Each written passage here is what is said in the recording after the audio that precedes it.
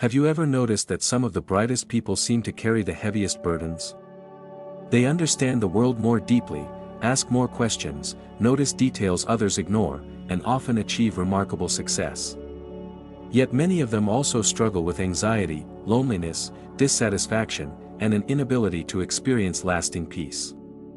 At first glance this seems unfair. Shouldn't greater intelligence lead to greater happiness?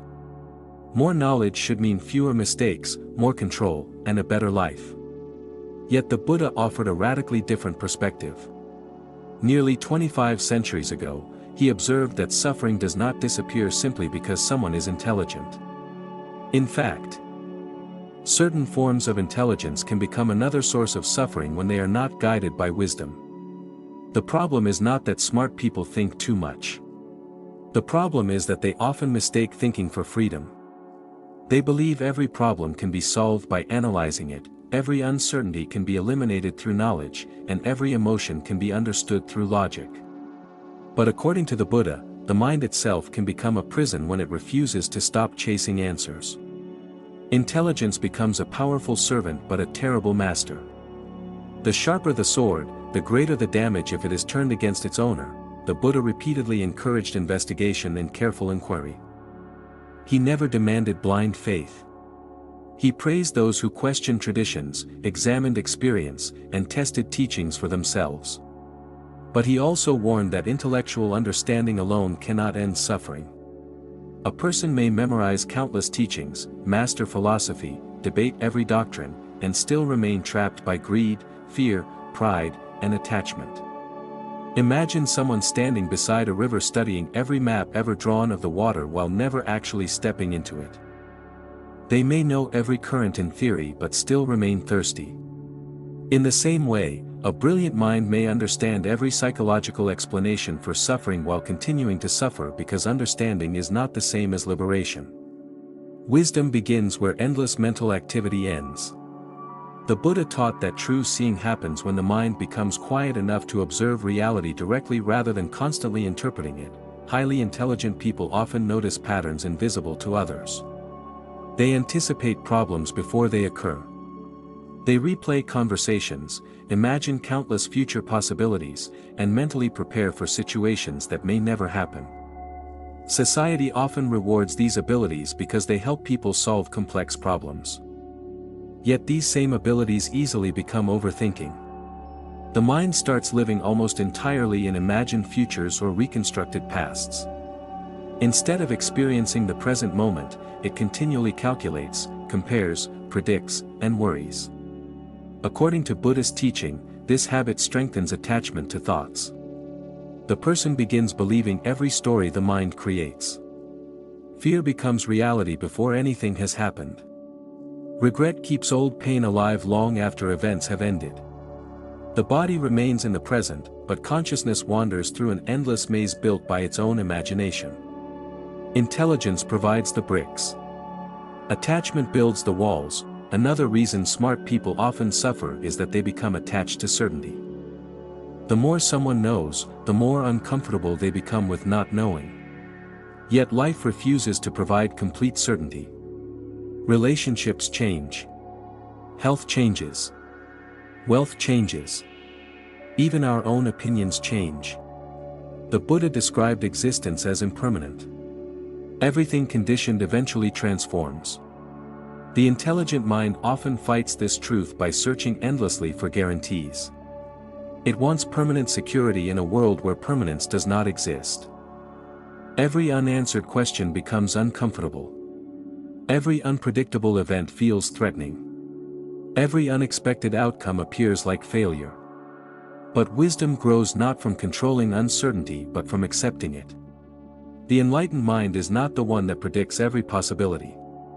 It is the one that remains peaceful regardless of which possibility becomes reality. There is also the hidden burden of comparison. Intelligent individuals frequently measure themselves against impossible standards. They compare achievements, knowledge, productivity, and success.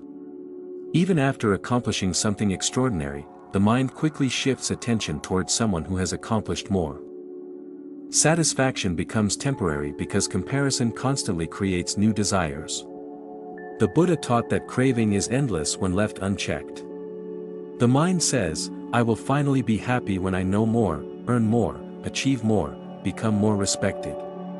But once one goal is reached, another immediately appears. It resembles drinking salty water to satisfy thirst. The more you consume, the thirstier you become. Intelligence often accelerates this cycle because it can imagine infinite possibilities for improvement. Instead of appreciating the present, it continually invents reasons why the present is insufficient. Many highly intelligent people also identify strongly with their thoughts. They believe, I am my opinions. I am my knowledge. I am my achievements. When someone challenges those beliefs, it feels like a personal attack. The Buddha pointed out that attachment to self creates suffering. The self we defend so fiercely is constantly changing. Thoughts arise and disappear. Emotions arise and disappear. Memories change. The body changes. Even personality changes over time. Yet the mind desperately clings to an identity built from temporary experiences. Smart people often construct especially elaborate identities based on intelligence itself. They fear appearing ignorant, making mistakes, or admitting uncertainty because these threaten the image they have created. Ironically, this attachment prevents genuine learning. True wisdom requires humility. It allows someone to say, I do not know, without feeling diminished. Loneliness is another hidden challenge. Intelligent individuals sometimes feel isolated because they believe few people understand them. They may struggle to find meaningful conversations or feel disconnected from those with different interests. While this experience is real for many, the Buddha would gently ask whether loneliness comes only from others or partly from attachment to expectations. If we constantly expect perfect understanding, perfect agreement, or perfect companionship, disappointment becomes inevitable. Compassion changes this perspective. Instead of asking whether others understand us, we begin asking whether we understand them.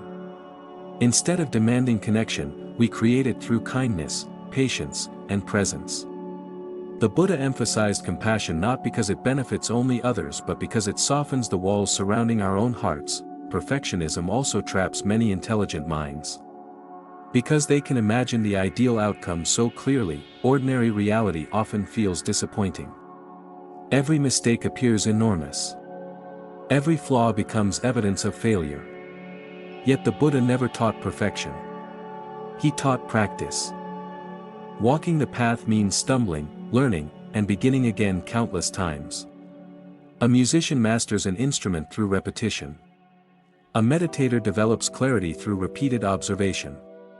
Even awakening itself was described as the result of persistent cultivation rather than instant transformation.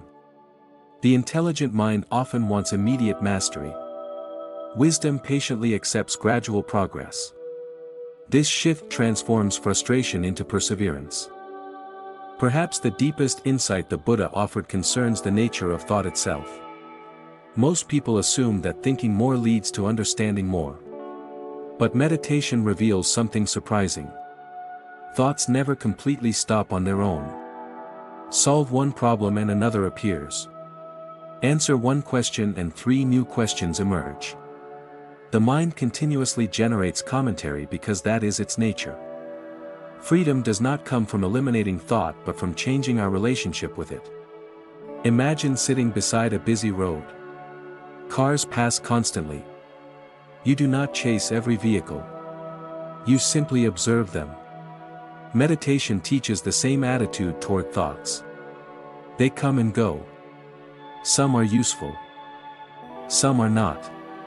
Intelligence often tries to enter every passing thought. Wisdom watches them without becoming trapped inside them. The Buddha also distinguished between knowledge and direct experience. A person can read thousands of books about compassion while still responding to anger with hatred. Another person with little formal education may naturally embody kindness in every action. Which one possesses greater wisdom? According to Buddhism, wisdom is measured not by accumulated information but by reduced suffering. Does your understanding make you more peaceful? More patient? More compassionate? more free from fear? If not, knowledge remains incomplete. Intelligence is valuable. But only when it serves awakening rather than ego.